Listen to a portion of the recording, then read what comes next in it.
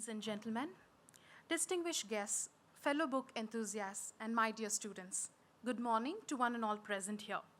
REVA Business School has been a perfect place for pursuing an MBA course that allows you to follow your passion and develop business acumen with the able leadership of Dr. Shubaye, Dean RBS, and the enduring support of our Chancellor. REVA Business School is organizing many enriching events and activities such as Distinguished Lecture Series, Parichay Lecture Series, and the newly launched Yuva Lecture Series that has indeed enabled students to reflect on those original thoughts. Today, I am truly delighted to welcome you all to this special occasion, the launch of a remarkable literary work that promises to captivate our hearts and minds. Let me take this privilege to welcome our dignitaries. Gracing the occasion, we have Dr. M. Dhananjaya, Vice Chancellor, REVA University. Welcome, sir.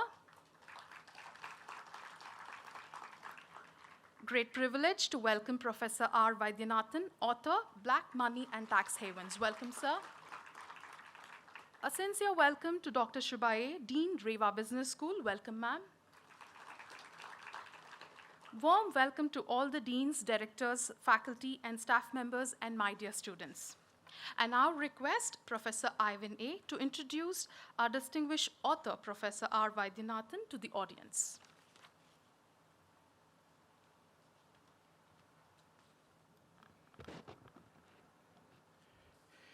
Professor R. Vaidyanathan is a retired professor of finance from the Indian Institute of Management, Bangalore, a graduate of Loyola College, Chennai, and with a master's from the Indian Statistical Institute, Kolkata.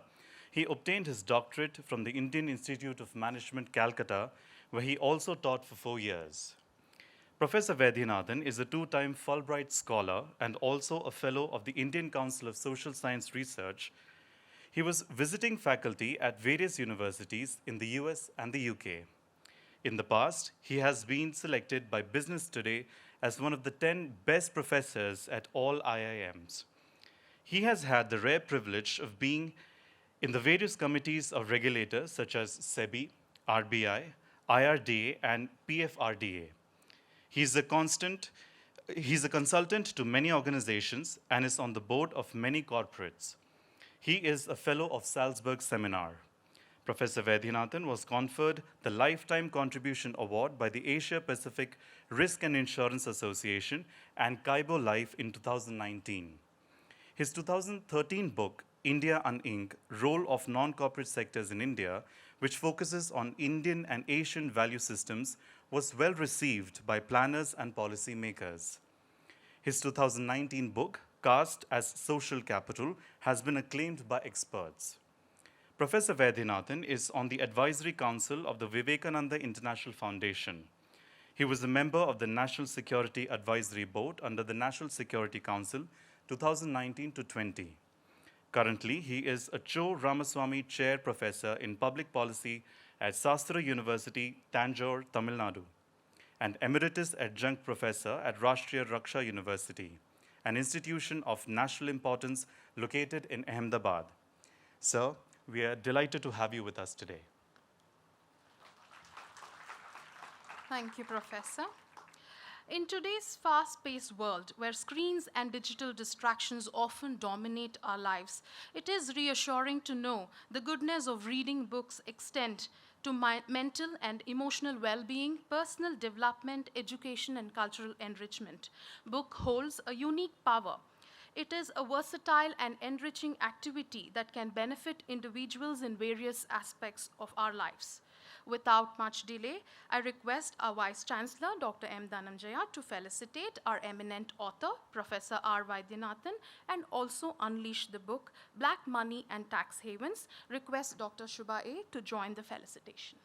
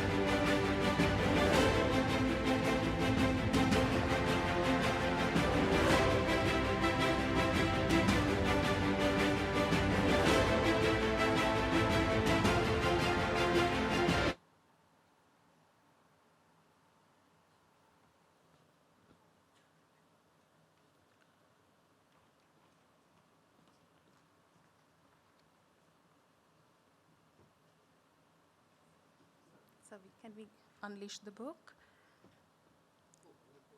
Ladies and gentlemen, Black Money and Tax Havens.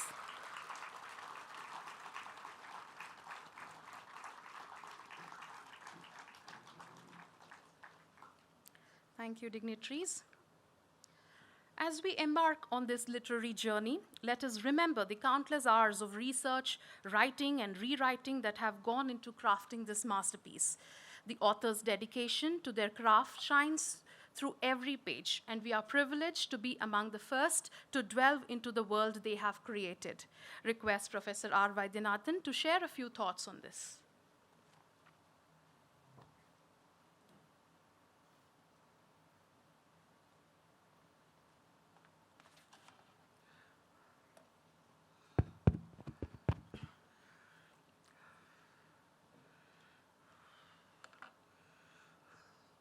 Thank you very much for your kind introduction, and thanks to the Dean and the respectful Dhananjay sir. I am really happy to have been given this occasion. I am also happy because in the introduction in Delhi, when I was addressing the commissioners of income tax and others, somebody introduced me as a person who is involved with black money for 20 years. I was telling, don't do like that. I am not involved in that. I am only studying these aspects and other things. So to that extent, I am happy that the person who introduced didn't bring that issue. I have been doing research in this area for quite some time. And what propelled me is something which is very interesting. It was somewhere in the 70s. I'm sure none of you would have been even born that time. I was a recipient of some 500 rupee per annum, what is known as the merit cum mean scholarship in those days. So 3 years of graduation, undergraduation you may call it, 3 into 500, 1500 rupees I received. Every year 500 used to be given. After that I went to Calcutta and then I joined my PG and then doctorate and then started teaching. There is a clause in that loan that if you do teaching for 10 years, 1/10 of the amount will be written off. So I have already done something like 5-6 years. I got a notice from the government of that time, 70s, that you have to repay. So I was puzzled. I told I have already completed 6-7 years, 1/7 will be over. Another 3 years. No, sir, after graduation you didn't take it. I told after undergraduation it was not required because they were giving me the stipend and nothing doing. You should have taken it completely or otherwise you. So I went all the way to Chennai, that time Madras, and then I went to their office and then had a discussion on another thing. He told, no sir, you have to return it. I told, okay, tell me the amount so that I can. He told, I am very busy, tomorrow you come. So again I went the next day and that man has gone for some lunch or something. One lady there told, sir, you have to take care of his tea, coffee. I told, I am returning the money, I am not asking for. No sir, this is the system in government. Anytime you have stepped into our office, you have to. So I was very puzzled actually. Anyhow, that matter was settled, but this rankled in my head. It's not only for getting funds, it's also for returning funds. You have to meet the requirement of the intermediary or whatever it is. If you go to, some of you I'm sure would know Kannada, if you go to the state level government, there is a huge board there. Government Kelsa is Devar Kelsa. That means government work is God's work, and no government work can be done without God's help, which means Dakshina you have to pay for the employees who are present there. That is the type of a, because my grandfather has advised me 3 things. Never get into a police station. Even for rain, if you have to, don't which I followed meticulously. Only once in the late 80s, I have to go for what is in those days, now it is not there, I am told, is known as the police verification. So I went there in order to get for my passport. That's the only time I entered, and perhaps hopefully the last time so far. And never get into a court. He told, my grandfather was very clear, if you get into a court, next birth only you will get the judgment. It's not in this birth. And if you all believe in rebirth, then there is a good chance that you would get some. Third is never get into a government office for any purpose.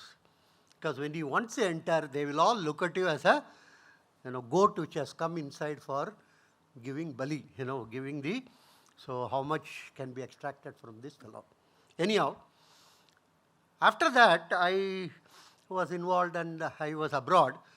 One of my colleagues in US asked, what is that which unites your country? I am always fascinated. That colleague was telling me, he is an American, that you have so many languages, so many religions, so many cultures, but still you all seem to be carrying on together for a long time. That was 60 years, now it's 70, 75 years.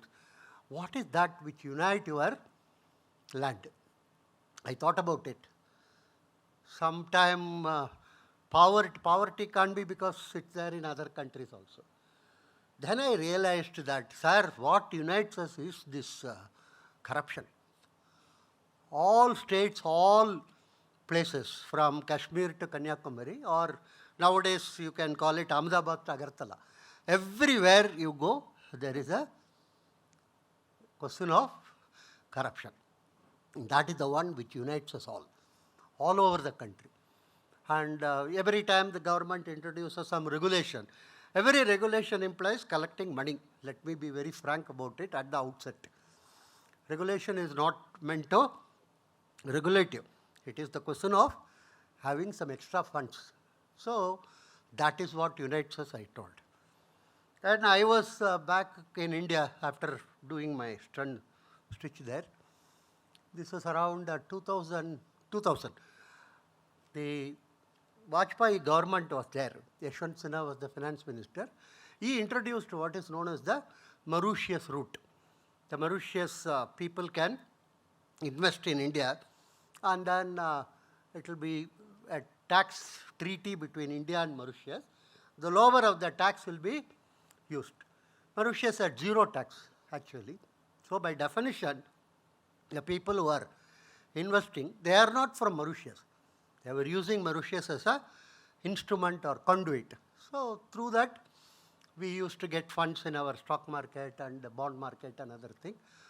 And the capital gain or dividend was not taxed at all. Zero tax. So I was puzzled actually.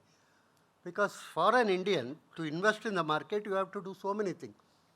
Know your customer detail, your passport detail, your PAN number and all the things. Whereas the Mauritian route was much simpler. No question asked. No. This was in 2000 actually. And I was really intrigued by it, if you ask me. Then I studied that entire system of, it was called a participatory note. Some of you might have heard about it. I am not sure about it.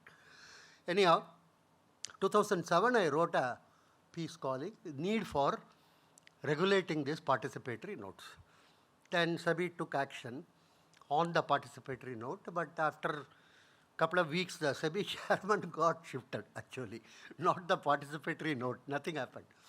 Then around 2008, there was a huge issue of one small territory adjacent to Germany called Liechtenstein.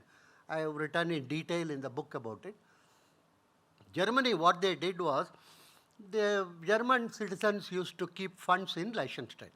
Liechtenstein was a tax haven or whatever it is, very nearby, and the size will be of that, this university size, not more than that. Liechtenstein Bank, Liechtenstein King, everything is same name. People used to drive down and deposit funds. As long as the going is good, nobody was questioning this and other thing. But when the situation was not very good, many people begin to ask, why are you allowing these rich people to go to Liechtenstein and deposit their funds without paying any taxes? So the pressure got built up and all the newspapers wrote about it. 2008, I am telling. Then the German government hired thieves, believe me, to go into Liechtenstein Bank and steal all the data. It was in the form of, reels or whatever you call it. In those days, the what one can call your diskette and all this small chopstick and other thing was not available. Big reels. They all brought it. And it was leaked to the press. And they published it. The Deutsche Post, their chief was first name in that. Then Boris Becker. So many names were there which were published. Then they had something like 1,200 names left with them, which is not of German origin. They told that finance minister, anybody can come and collect it from anywhere in the world, free. We have got these names. So Australians and French and UK people were sent. One country did not send anybody to collect those names. You could have guessed which country it is. It is India. We didn't want to collect the thing. Lot of pressure was applied 2008. Then finally we collected the data. And we told that it is under double taxation treaty, so that cannot be revealed. It has nothing to do with German and India. It is Liechtenstein stolen data in India. But still this argument was given. So we did not get to know the people whose names were available at that point of time. In between, what happened is Ram Jetmalani, some of you may have heard his name, he is no more. He filed a case asking for information to be revealed in the Supreme Court. That was going on. Then that time actually, the leader of opposition around 2009-10, I think, he formed a committee consisting of Ajit Doval, who is now the current security advisor, national security advisor, then Mahesh Jetmalani, myself. A group was formed in order to study this whole issue of the funds in abroad. Then we submitted 2 reports actually, 2009, 2010. And by then, so much water has flown down the river Ganges type of thing. This Anna fasting started in Delhi. Then there were, group against corruption. And finally, this AAP party was formed out of that actually, at that point of time. Then Baba Ramdev and Ravi Shankar, so many people got into this whole action against, and it became a huge political type of a issue. And that's where it, anyhow, we gave our report and we gave one to the Supreme Court also. Somehow Supreme Court in its wisdom felt that better to have in sealed covers. They got some 20 sealed covers which has not yet been opened, I can tell you. Nobody knows what were the type of, are they empty covers, that also one doesn't know. But all the covers were given and kept pending in the Supreme Court. This is the past type of a history or story. And black money, whenever we talk about corruption also.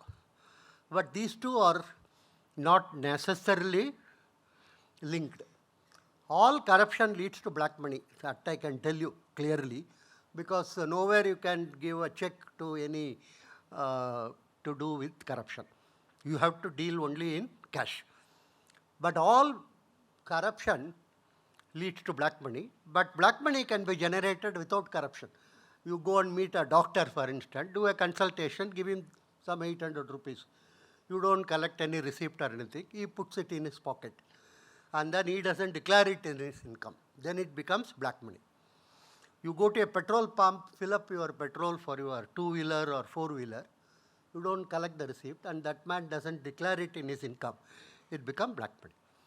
So we should be very clear, all black money is not necessarily due to corruption. All corruption leads to black money. That is the first and foremost thing. Second is, most people associate black money only with government. Not necessarily. Recently, I am sure some of the youngsters at least would have studied about the TCS, recruitment scam, huge amount of cash was collected to recruit people as executives in their trainees in their organization. And many of the other IT companies were also having similar type of problem. So they sacked practically the entire HR department. What I want to stress is, it's not just public sector or government which is associated with black money, also the private sector. That is the second. So third is how to define it. National Institute of Public Policy, they have done studies for year after year. Practically every third or fourth year, they have been doing the studies. Number of committees, number of studies, maximum is in India only. Nowhere else. This level of what one can call analysis. What they have defined is that which is expected to be taxed, but not shown for tax purposes, that can be defined as the black money. For instance, many of you would be knowing, agriculture is not taxed in India. Agriculture constitutes roughly 20% of our national income, GDP. So that 20%, whoever is earning, is not considered as part of the. So one shouldn't associate black money with that, because that is not expected to be taxed and that is not taxed. So all untaxed money is not black money. That which is untaxed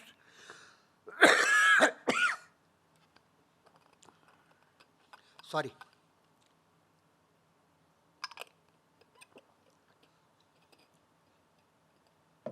That which is untaxed but not coming under the ambit of taxation. That is most important. As I told you, this NIPFP has done studies for several decades actually in India. They have done estimates.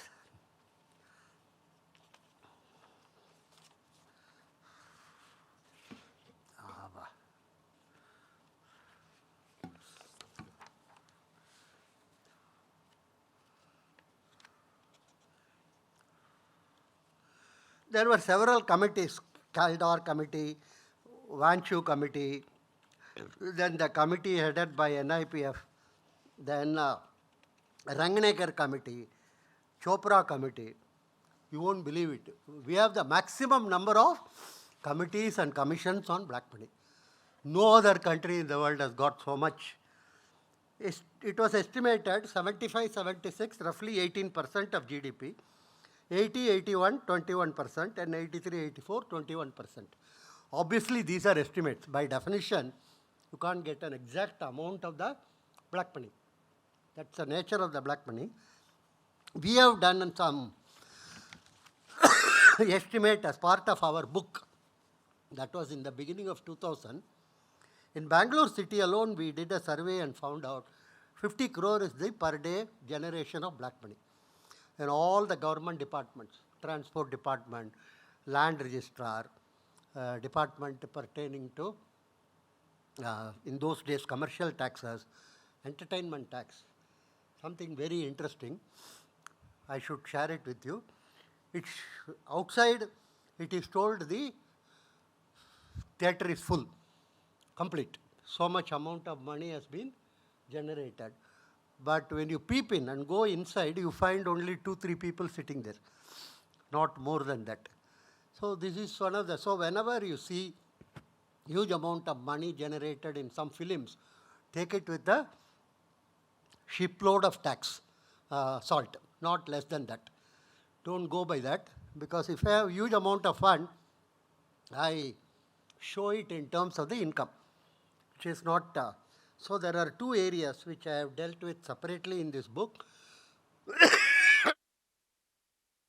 which are pertaining to cricket and films.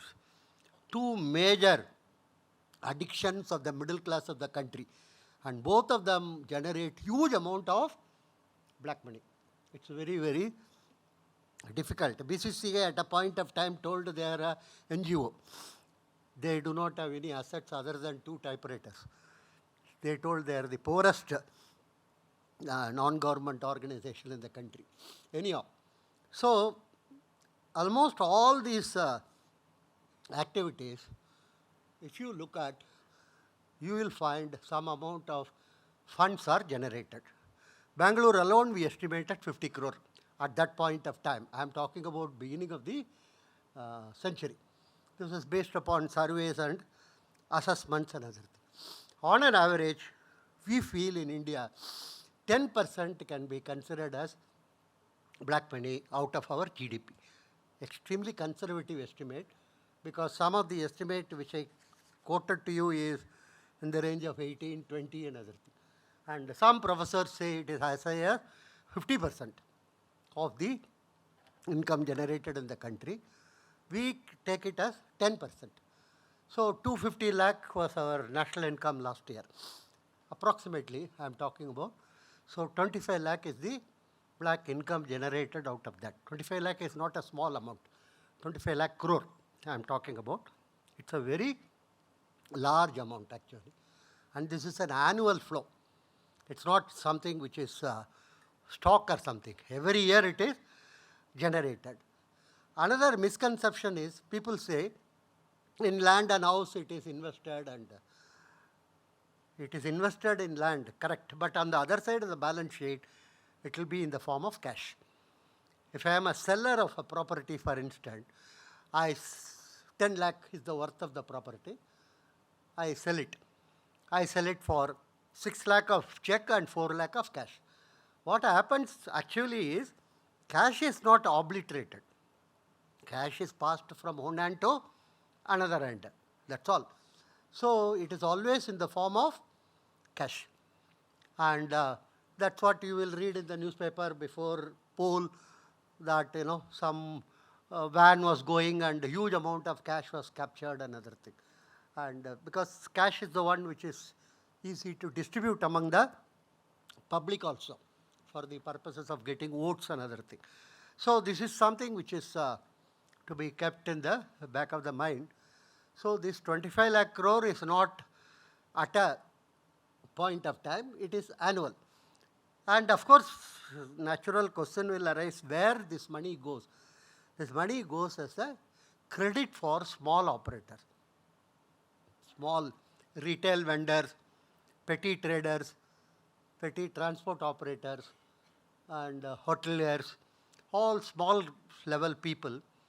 They require funds. And you may be surprised to know institutional finance is around 15 to 20% only in India for all the small people. Institutional means, I mean banks, non-bank, big companies and other things. All other funds come from these money lenders, community, family, extended family, and all these things. So the generated black funds go into the credit market. Actually, there was one major non-finance company in Bengal, Sanchayita. It used to operate in the 70s and 80s. In those days, the interest rate was something like 11%. They were giving something like 36%. Every day morning, they will deliver it to you promptly. And their lending was all to these small people. Then Ashok Mitra, who was the finance minister, economist, he was also our professor at Calcutta. He was a Marxist, and he was told about it, and he closed this company because they were giving extraordinary amount of usurious rate of interest. Anyhow, one receiver was appointed for this company, and later on I met the receiver. I had a casual conversation with him. I asked him, he told so much was coming in the newspapers, Statesman, Amrita Bazaar, all the newspaper people were writing, I lost so much, I lost. But he says nobody was providing me an affidavit, because all the people who were supposed to have lost are all belonging to police profession, judicial profession, or to civil service and various other. None of them wanted to commit that they had something like 30 lakh, 40 lakh in cash, who gave it to this non-bank finance company. So they didn't want to, so they kept quiet. So I asked him, he told as a receiver my job was very simple. I waited for a period of time, I advertised in paper and other thing. But since people are not complaining, what do I do? So this is the type of thing. When you have a huge sum of money, you have deposited it somewhere, expecting some good return, and if that goes bust, you can't, you don't, the famous proverb which is in most of the languages is, a thief who went to lift an idol from a temple and he got bitten by a scorpion. He doesn't know what to do. He cannot shout. He cannot call other people to help and other thing. He has to keep quiet. So this was the, so where does this money get?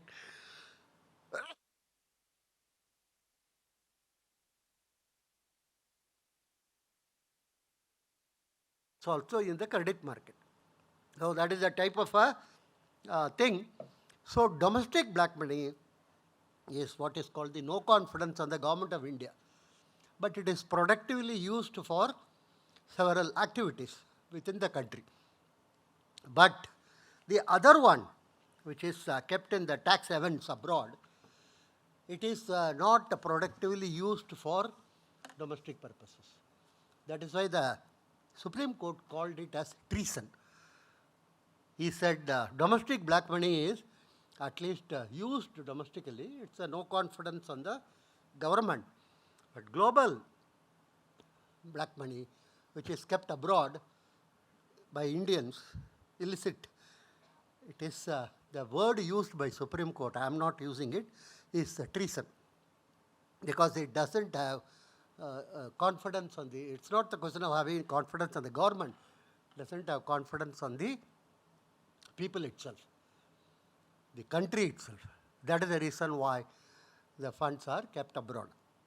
Globally, there are something like 70 to 65 to 70 tax havens. All these Bermudas, then your various type of Virgin Island, sovereign island. So many of these countries are.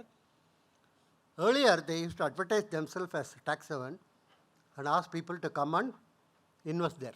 Basically, the idea is there are no zero tax jurisdiction or low tax jurisdiction. Zero tax means you keep the funds with them, there will not be any taxes on the benefits you are getting. You may get a benefit of 0.5% or 1% or 1.5%. Some of them give the passport facility also. So in case of any crisis in your home country, you can go and settle there. There is no difficulty or something. And many of these countries comes under the jurisdiction of UK also. UK is administratively responsible for this. And London is one of the major centers of tax haven. Illicit funds being funneled and kept actually. Many of the people go to these tax haven and settle. And we read in the newspaper about Malaya or Choksi and all these names and other things. Actually, and our focus is on the people, which is not required actually. What we require is the money. The person can be there itself. We don't have any doubt about it. Because what is the use of bringing him here? And he will have to be kept in a prison and all that thing. We don't require it. What we require is the funds accumulated. And as early as 2010-11, the estimate suggested 1.5 trillion US dollars of Indian money. That time US dollar was 60 rupees actually. This was in 2010-11. So today it could be 3 trillion. It could have easily doubled of our funds which are kept abroad. What is the way out? And how do, obviously the people who keep funds abroad are of different, it can be musicians, it can be sports people.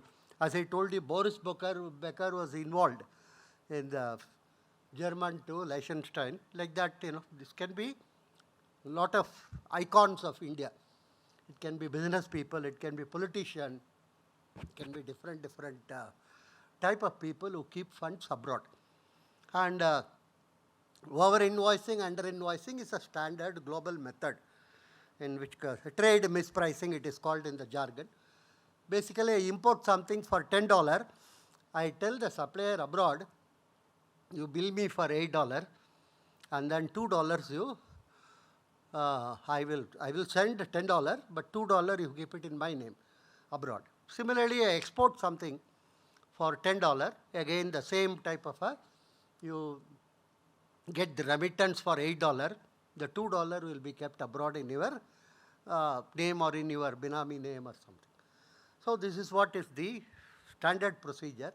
Other than that, as a musician, I go to US and give concerts and other thing. Nowadays, it is one concert could be as high as $80,000 to $100,000 actually. You may not repatriate the entire amount. Or you play sports, you play in various games and other things.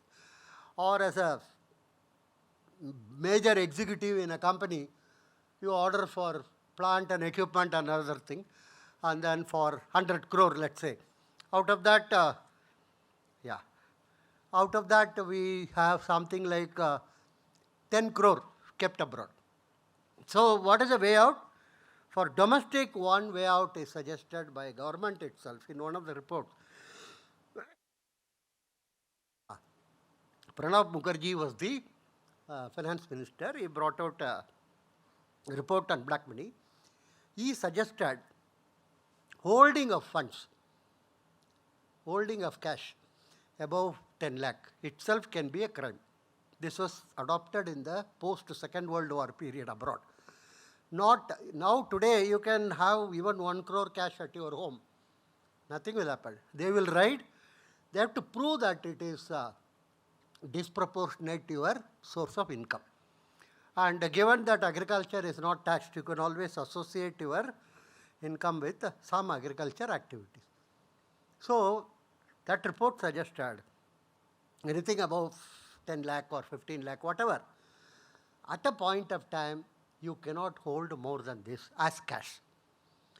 That was one of the best remedies which can be thought about in terms of controlling the generation of black money in the country. But obviously, the powers that be or the leadership has to be prepared in order to implement this. As far as abroad is concerned, there is a United Nations Charter which provides the option. Parliament can pass a resolution telling all money kept abroad by Indian, not through banking or RBI or channel, other than that, belongs to the government of India, and constitute a commission and a receiver who will go around collecting the amount from all these taxes. If it's not collected, it will be lost for the person also. That is most important thing. This has been done by Philippines, believe me, Nigeria, Peru. Some of these I have given as case studies in the book actually. So it's not something very difficult or anything. So we should be in a position to get back the funds which are available abroad. So it's not something which there is no way out or anything. There's plenty of way out, but we require what is loosely called a political will in order to get these funds from abroad as well as curb the domestic black money, because black income or black money, it erodes the nature of the confidence of the public at large. One. Second is it breeds some amount of cynicism. That is, any activity can be, you can undertake, sir, as long as you pay some money. So it's a question of, Third is it gives least amount of credibility to the ruling groups and parties and other things. So this is erodes the what one can call the basic ethos of running a system. So there is a need for us to look at it very carefully and take steps in order to obviate these possibilities and minimize. We cannot completely eliminate black money, one can say. It will always be there for drugs, for illicit arms and so many other what is called blood money. In some of the well-developed countries also this is there. So it cannot be eliminated, but it can be minimized. in terms of its role in the day-to-day activity of average citizen. That would go a long way in establishing probity in public life, which is very, very important in our country. Many of us talk about it, but it requires to be seriously considered, and that would help in terms of our system as well as our government. Thank you very much. Thanks a lot.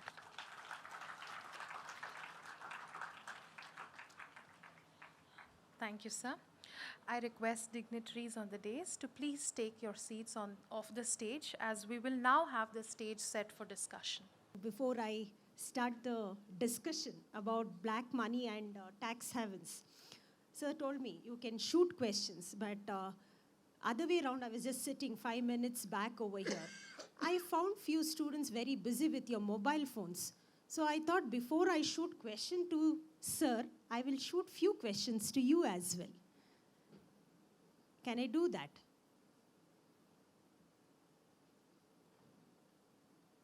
I'm here for a discussion. So I thought before we ask questions, let us ask students few questions. Sir explained about black money, explained about how black money and corruption is different.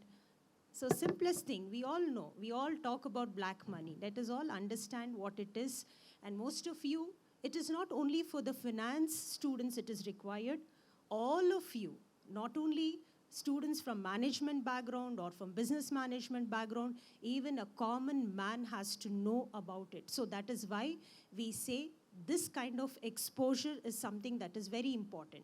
Now, before I set the context for this discussion, recently we had book launch of Cold War 2.0. Somebody asked my colleague a question.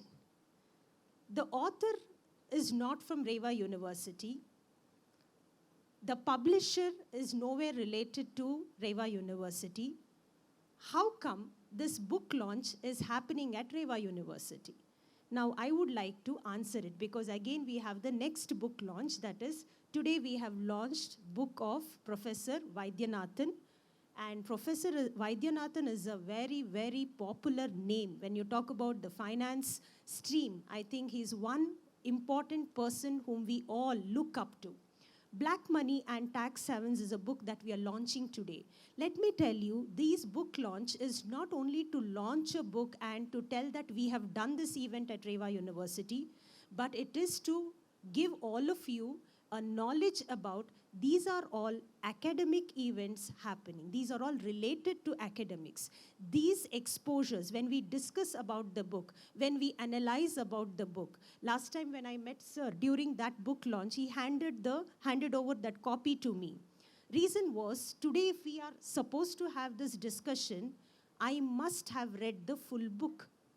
Only then I can justify sitting here and asking questions to sir. Not only that, this will help us to get lot of answers because we all discuss in our day-to-day life and we don't get answers. But I think the book is written in such a simple manner that all of you should at least make time to read this book. And for that, today we have the publisher here, the Penguin publishers, Mr. Karthik is here, and we have the book outside Chanakya Auditorium. There's a small setup over there where we have from Gangaram's, the books are there. Please try to buy one book and read that book. I'm not telling you you complete that book immediately, but make sure that you read at least few books as you complete your MBA degree, and you will have complete knowledge of many aspects for which you do not have answers in your curriculum. Now, in simple words, if I have to say what is black money, it is nothing but when tax is not paid, when we have not paid tax, then it is nothing but it is leading to generation of black money. Sometimes what happens is we buy something somewhere, even sir told about it, and we don't take the receipt for it. So when we don't do that, what happens is it leads to generation of black money. Now all black money that is generated, so we may say that intentionally we have not done, but we have to have the knowledge wherever we go. Maybe we are buying something, take a receipt. You're filling your petrol, please take a receipt. Otherwise, if you do not take, you are allowing the person to generate black money. So therefore, we also become party to it. That is why sir was telling, see, we cannot totally eliminate, but we can try to reduce this black money generation, or we can curb corruption to certain extent if we have proper knowledge about how these things can be done. Now, my first question to sir is all about, brief us little bit about black money and how it is different from, how do you differentiate? Because in your book, the very first thing that you talk about is black money and corruption. We have been talking about it, but still in our own country, people are involved in corruption. How do we curb these things? How do we bring down this generation of black money? And what is your suggestion for this? As I was mentioning actually, the one possible method could be keeping cash beyond a limit should itself be a prima facie considered as a crime. It is not that you have to, for instance, many a time raids take place and they look at the crores of rupees in the residential. Later on, it has to be proved by the authorities, income tax or enforcement directorate, that this money is disproportionate to the sources of income of that person. And it takes a very long period of time. And so after the Second World War, the European countries adopted the system. Similar, we can do that. We can fix the limit of say 5 lakh or 10 lakh. Beyond that, if cash is found, by itself it is a prima facie. There is no need to establish that it is beyond your sources of income and other thing. That would significantly reduce the generation of, because black money has to be in cash. Let's be very clear about it. It cannot be in the form of demand draft or check or something. And in the current context where digitization has come, most of the small petty shop also, today you can pay by GPay or, those, they all keep, actually, one, on the way I saw in Bangalore, one fellow is having this bull, he is making his, he is basically a beggar type of thing, but decorated bull is taking and he is playing Nadaswaram and other thing. And in that bull he has hang one Paytam. He says that, sir, if you don't have cash, don't bother. Just click and then pay me. So this is the level to which digitization is taking place in India. The numbers told are mind-boggling actually. Billions of transactions. And so to that extent, it is not required to have huge amount of cash with you. Quite a number of my people in the middle class, they say, sir, we have not handled the cash at all in the last couple of months. We have used this net in the banking system, or we have used this. So I think a limit can be fixed, 5 lakh or 10 lakh or whatever it is, and then beyond that you cannot keep cash. That will to a large extent minimize generation of black money. Thank you, sir. In the year 2000, in fact, sir was talking about the Mauritius route. So what happened in the year 2000, the NDA government, then Atal Bihari Vajpayee was there and he signed a treaty with Mauritius. And because of which there was large inflows into the Indian capital market. And this we call it as, or what this entire concept was called as the Mauritius route. So did this Mauritius route lead to manipulations? Because your book says that, or your in that particular chapter you write that it led to manipulations. What kind of manipulations are you talking about, sir? Manipulation regarding? The Mauritius route. Yeah? Mauritius route, the treaty that was signed during Atal Bihari Vajpayee's time in 2000. So you say that this initiative which was taken paved way for manipulations. What kind of manipulations? You are talking about the Mauritius Route, yeah. See, what happened is, sorry, this is not working.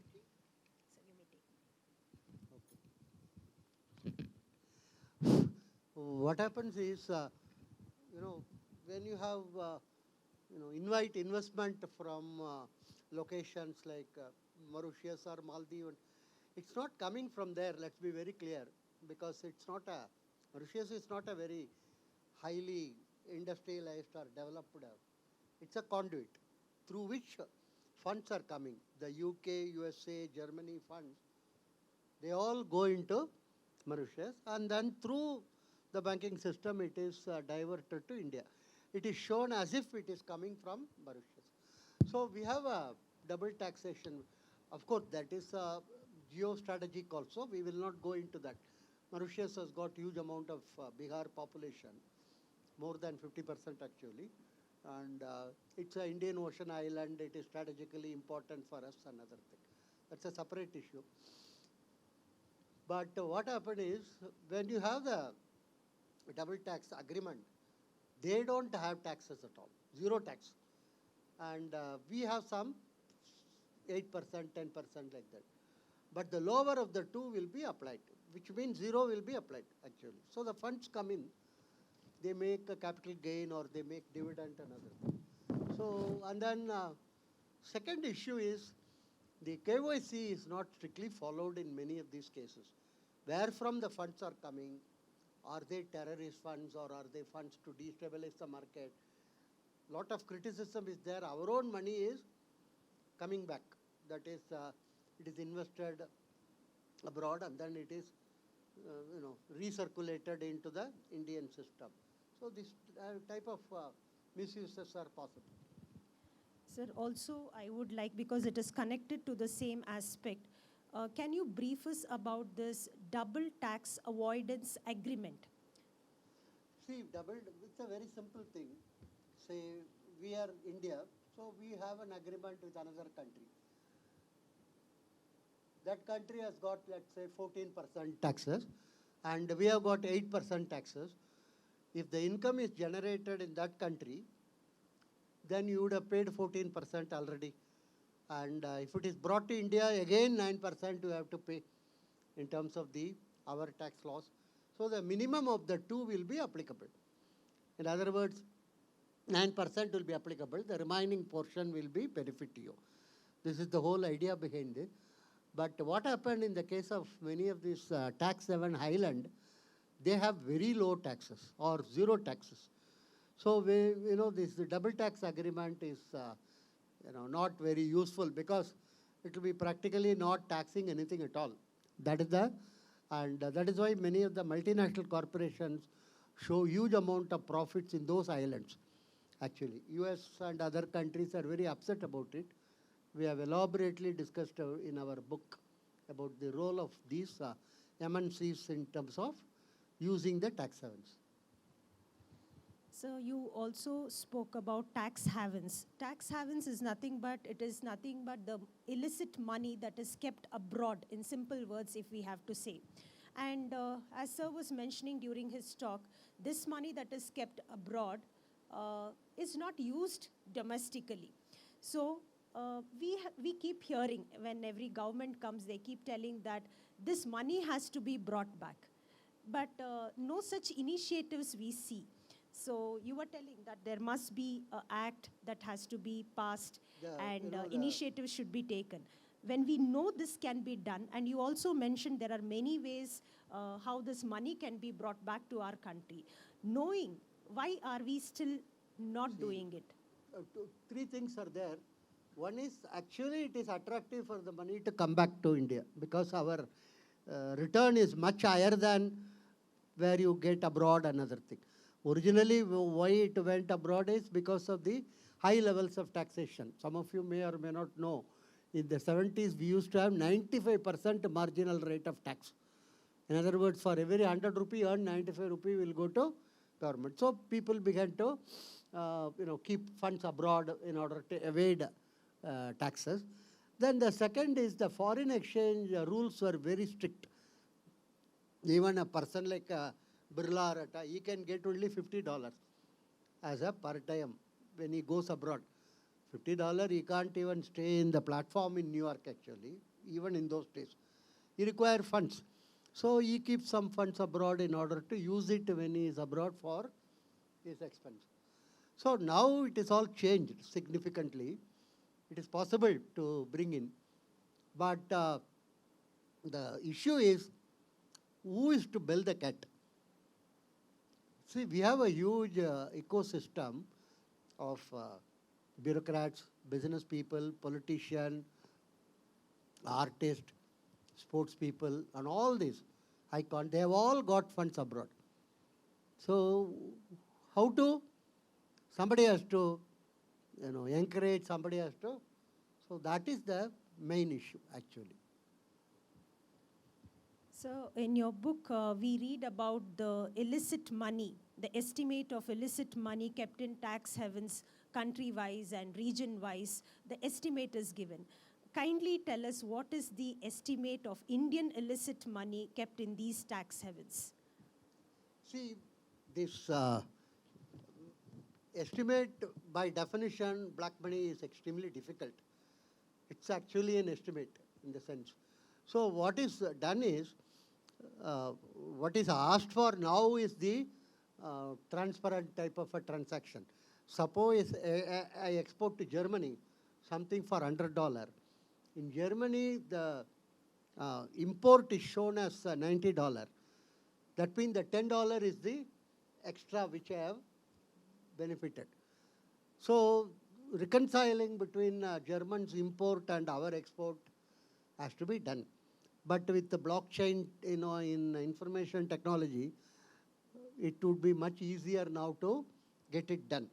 So the estimates are based on how much is shown as what they have received, how much is shown as what we have sent.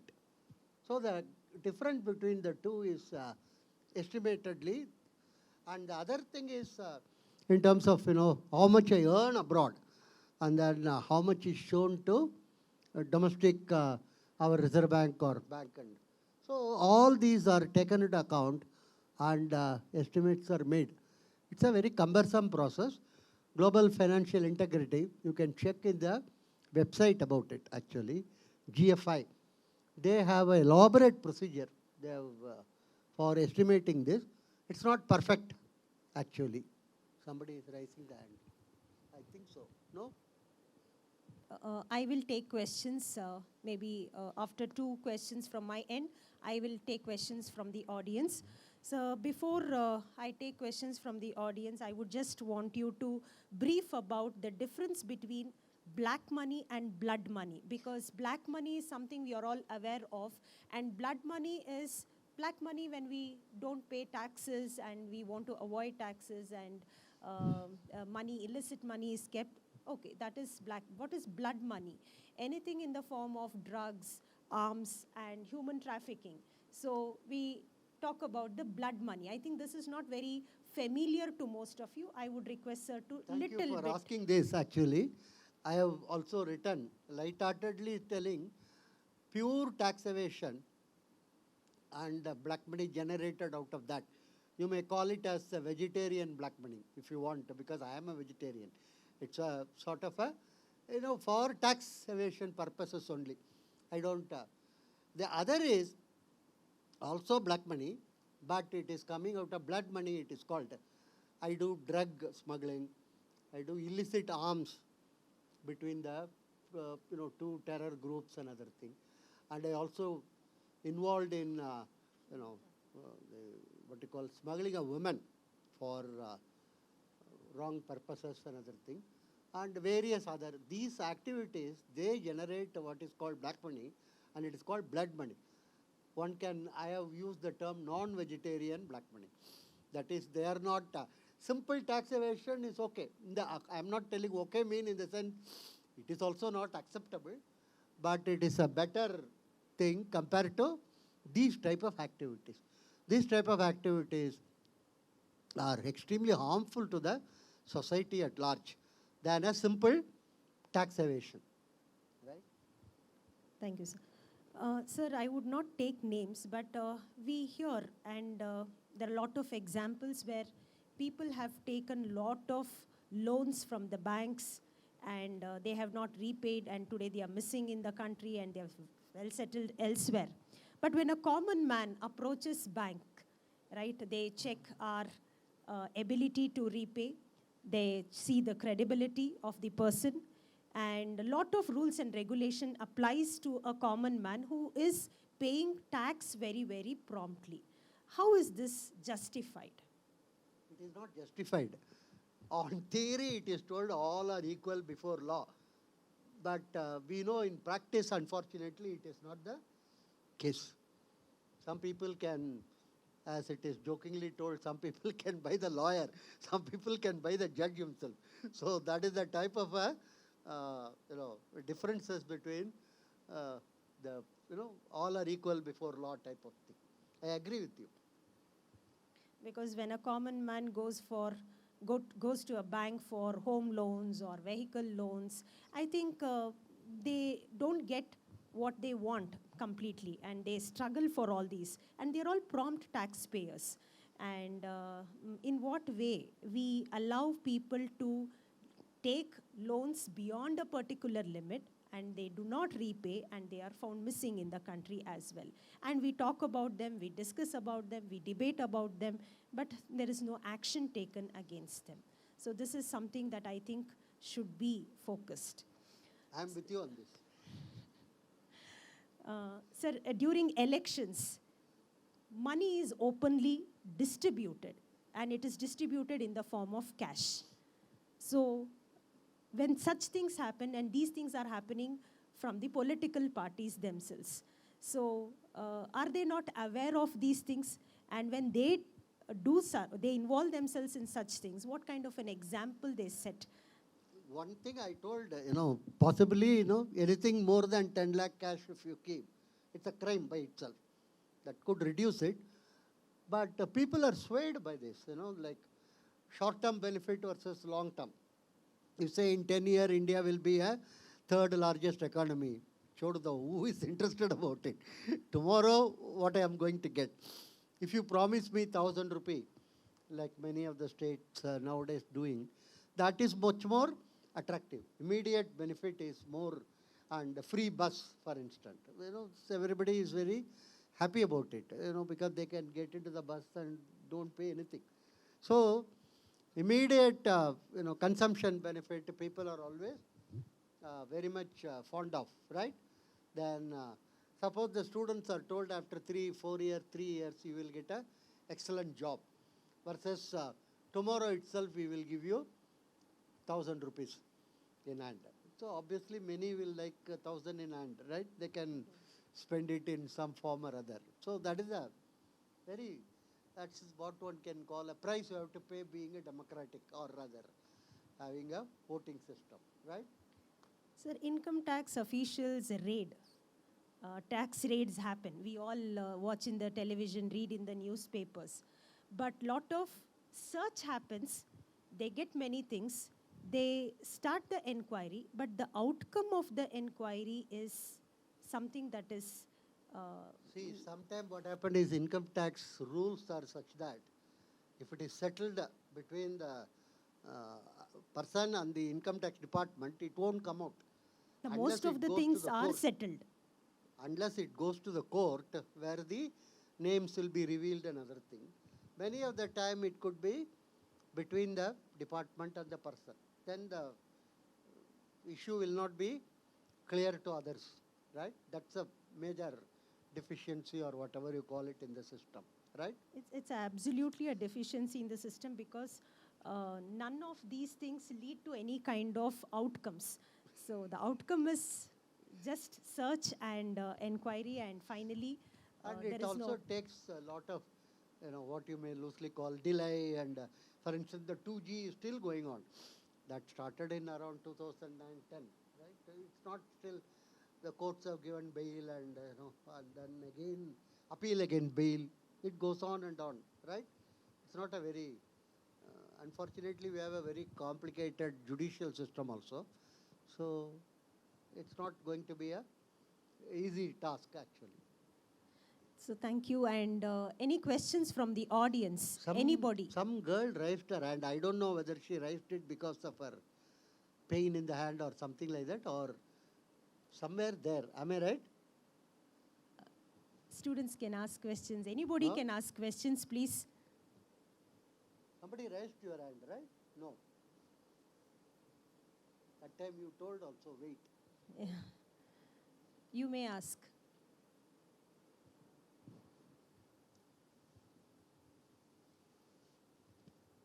Yes, can we just give the mic to the girl over here? He's bringing the mic.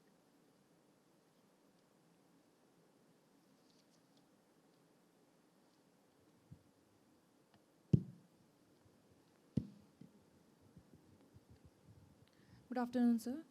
This is Preeti Lakshmi, MBA first year. My question to you is regarding the suggestion that you have given to restrain the generation of black money. There should be a limit to the amount of cash one can possess. So my question will be, is there any effective way which this can be implied, and in near future we can see Government of India implying the same thing? Can you?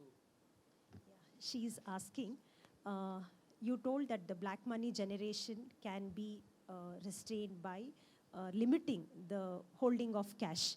So what kind of measures the government of India can take up for this?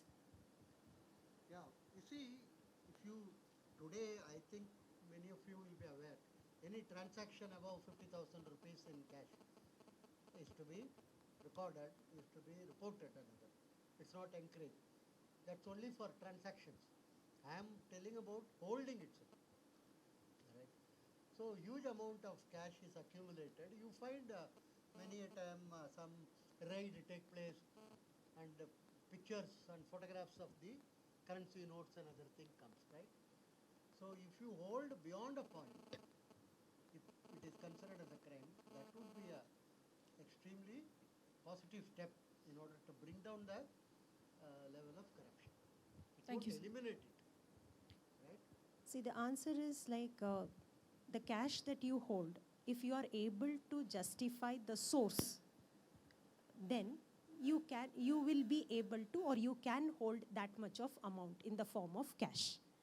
And also when we are transacting, huge transactions when we go to a jewelry shop and you buy jewelry worth of some lakhs and you are paying it in cash. Immediately the first thing is they take all the details. The first detail that they take is your PAN card details. So without that, they simply don't take cash and give you the jewelry. So we should be careful whenever we are transacting with cash. Do we have sufficient justification about the source? Thank you. And one more thing, earlier, I would say technology also helps in reducing corruption. If you had traveled in a train, for instance, before 90s, invariably you have to have the deal with the what are called the TTE. Then he will allot you the thing and some amount has to be. In those days, believe me, one general manager of a railway told me the central railway minister used to ring up and tell who should be the ticket examiner in which station. Madras Central, Bangalore, then Sialda, another thing. Because they were all considered as the all-time money, ATM departments. After the introduction of the software and by and large, now you don't have to worry about meeting any TT or anything. You reserve your seat. And I was told by many that they don't even have to have a ticket. They can show it in their mobile phone or. So there is a significant reduction in the corruption in passenger traffic in railways. Some of you also may know about the passport office. Earlier passport system used to be so cumbersome. Without an agent, you cannot get a passport done. Today, because of the TCS and other collaboration, there is a significant change has come about. What I want to stress is technology can, to a large extent, for instance, if the entire land registration, the country is completely under the computerized system, and somebody like TCS or some company is involved in that, huge amount of corruption will be reduced in the country. Because today, square meter of a land you cannot register anywhere in the country. From here to Mizoram, I am telling about, without bribing the, and that's one of the massive area of corruption in the country. If you can introduce something like passport or something like railways in that system, huge reduction will take place, right? So technology helps in, it may not eliminate, at least it will help in reducing the level of corruption in terms of the interaction between the individual and the government or services or something, right? Any more questions? Yes. Good afternoon, sir. I'm Dikshant of MBA first year. So, as we know, tax havens are the countries or the places whose authorities don't share information about their customers with India. So, don't you think, like, with our current foreign policy strength through Dr. Jaishankar, we should be like entering into more aggressive agreements with those kind of countries to have like get informations and know actually how much money are being parked there? He's talking about the illicit money kept abroad in the tax havens. So he says we should take the support of the government, the minister, Mr. Jaishankar, and our government should find out what is the amount Like kept making, in these tax havens and maybe the policy to bring it back. Yeah, yeah. See, it's not just the money. Money is there. Plus, we have also kept, believe me, in the bank lockers abroad in tax haven, rubies, diamonds, pearls, necklace, and various other things. It's not something which is gone in the last 10 years or something. It has gone from the 40s and 50s. So it's not. It's a huge amount. Estimated amount, as I told you, is 1.5 trillion as of 10/11 at 60 rupee per dollar. Today it will be easily 3 trillion at 80 rupees per dollar. So they are not, and none of those countries have any treaty with India or anything. None of the country have got any treaty with any other country. They are all, the 60, 70 tax havens are separate. They don't believe in extradition or even England, for instance. For them, not paying tax is not a crime. In India, not paying tax is a crime. In UK, it is not a crime, actually. It is an activity which is indulged in by everybody. So you have to prove something else criminal along with this activity. Then only they will be interested in dealing with you. So it's none of these, say Antigua or Virgin Island, or none of them have any treaty with any other country. So it's a very difficult task. It's not going to be a easy task. But as I said earlier, political will is required on a unified basis in the country to get this money, because this money belongs to common people. It's not the money of the elites or something. And if it comes, it will be a huge, huge benefit to us actually. We don't have to have any foreign debt. We can have much faster growth. So many things can take place. I agree with you. Thank you, I sir. think, yes. Good afternoon, sir, and this August gathering. So, sir, just few doubts are seeping into my mind. So, could I just ask you one of them? So, you said a random figure of 5 lakhs or 10 lakhs can be implemented that a person should hold. So, on what basis can you say that? Because each one's requirement may be different. So, if you want me to give a live example, so ours is a construction-based business, so where we deal in with a lot of daily wage laborers. So most of them don't have a bank account as such. So you said Google Pay or Phone Pay, but they too have some restrictions such as 1 lakh can be transferred in a single day.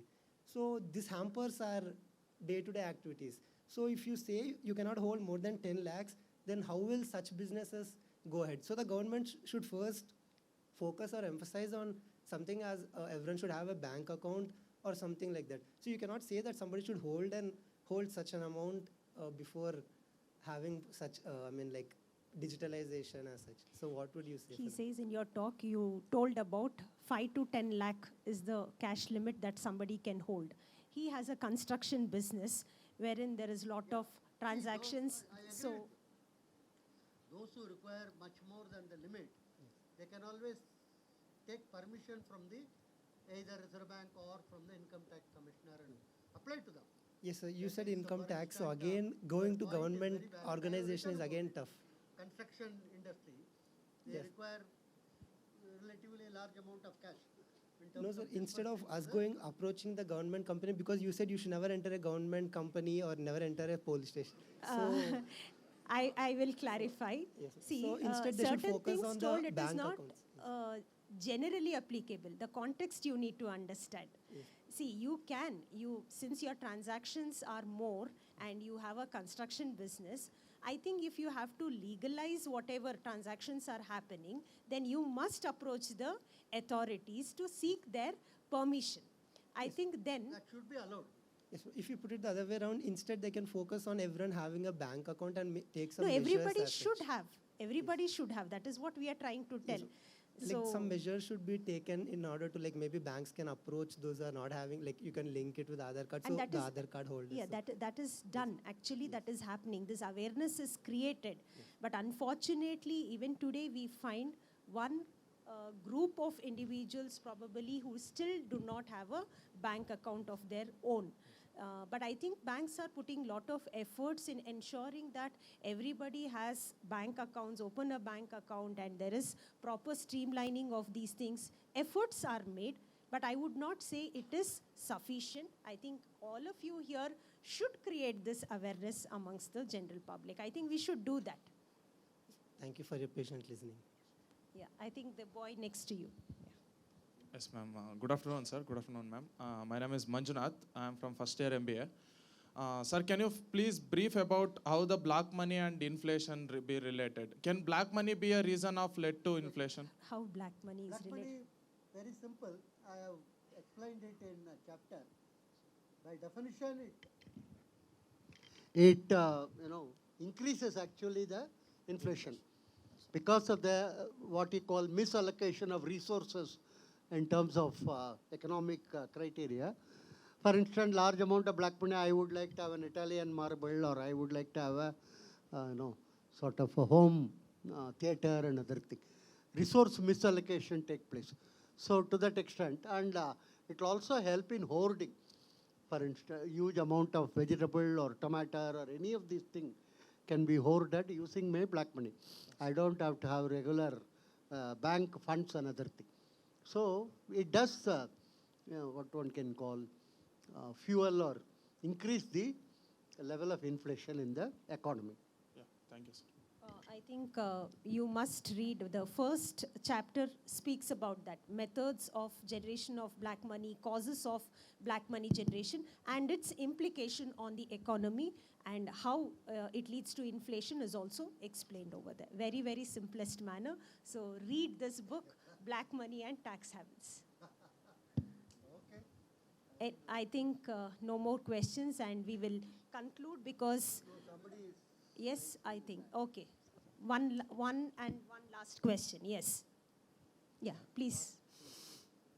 Welcome, sir. Sir, my question is about, as we know, like recently there was the case going on in Supreme Court against the Tamil Nadu government regarding the distribution of freebies and how they circulate money.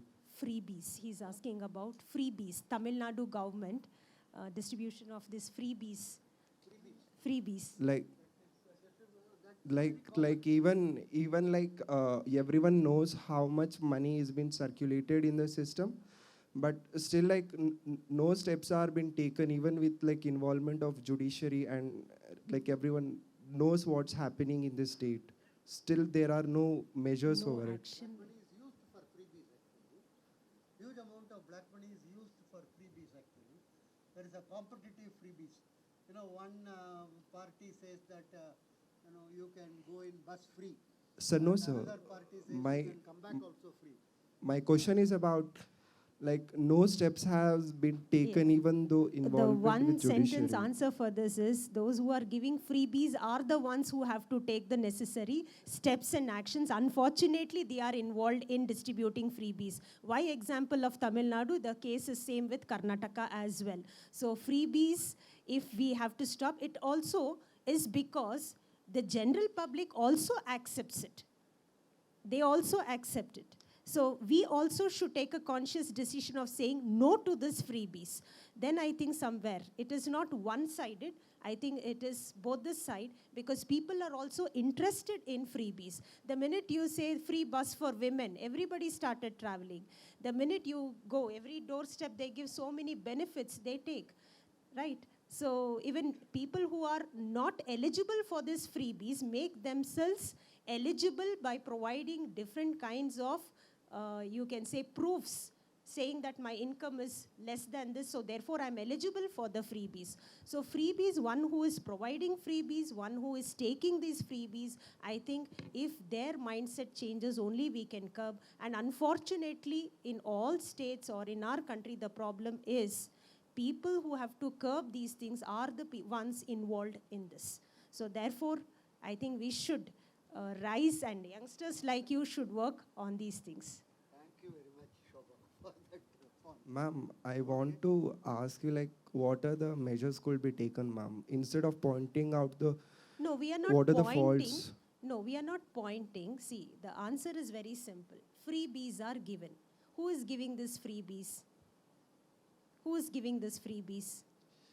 Ma'am, we know, ma'am, it's done by the politicians during the elections. Yes. And even we know that the people demand for it, ma'am. Not only let us not blame the uneducated sector who are not, who are more interested. Even the educated sector today prefer to take these freebies.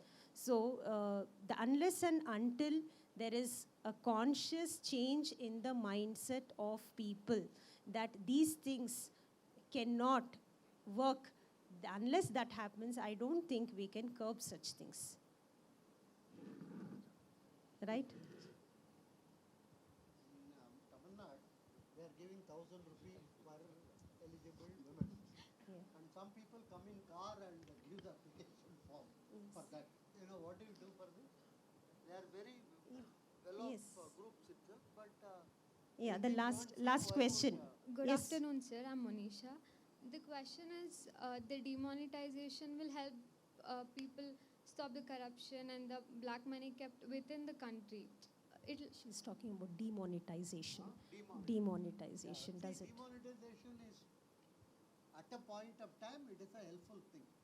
At that point of time, in the year 2016, it helped mopping up a large amount of money into the banking system because of the people. But after some time again, black money is generated. So it's not you, and obviously you can't have demonetization every 1 year or something. Yes, sir. Right? That's not going to The be. disadvantages, At that because point of time, it was very useful, and roughly to the extent of 85 to 90% of the funds came through the banking system. Well, see, once the fund come into banking system, it's no more a black money. It becomes a white, in the sense it has to be transacted in the proper way only, right? yes, So, the demonetization will help is useful get the black money a and turn particular it into period white of money time. within the country. What happens to the money which has been kept in the abroad? Like, because it will be stored in the gold, ruby, or any. Yeah, that is what was his question, and sir answered that. Yeah. So the gentleman there asked the same question, and he was also of the opinion that this illicit money kept in the tax havens, first of all, accurately it cannot be estimated. Whatever estimate given, even in this particular book, is an estimate. It reads as an estimate only. And it is not only kept in the form of cash, it is also kept in the form of other forms as well. And having said, there is no, because in India, not paying tax, avoiding tax is nothing but considered as a crime. But in other countries, it is not like that. So when such money is kept in such countries, they may not consider this as something that is against the law. So therefore, to get back this money from such places is a challenging thing. But once we get it back, I think it is useful in a bigger manner. That is what many governments keep assuring us, we will get back this money. But unfortunately, there is no steps taken or initiatives taken in this regard. Thank you, sir. Thank you, ma'am. Thank you, sir. So with this, we conclude with the discussion of book launch of Black Money and Tax Havens. Again, we cannot totally avoid corruption, but at least we will try to eliminate this or reduce this corruption right from our homes. And as individuals, let us develop the mindset that we will work towards it and we will educate people against it. Wherever you go today onwards, make sure that you take bills for whatever payments you have made so that you don't involve yourself in generation of black money. So having said this, thank you, sir. It was a great honor Thank you sitting very with much, you and audience. discussing. Thank you. I should thank all the participants. And only one request is kindly buy the book. This is the, incidentally, I am not asking you to read it. I am only asking you to buy it. That's what is important. Because if you are my student, I can ask you to read it. Because I can ask questions in that and other thing. But in other ways, you just buy it and keep it with you, right? Thank you very much. Thanks a lot.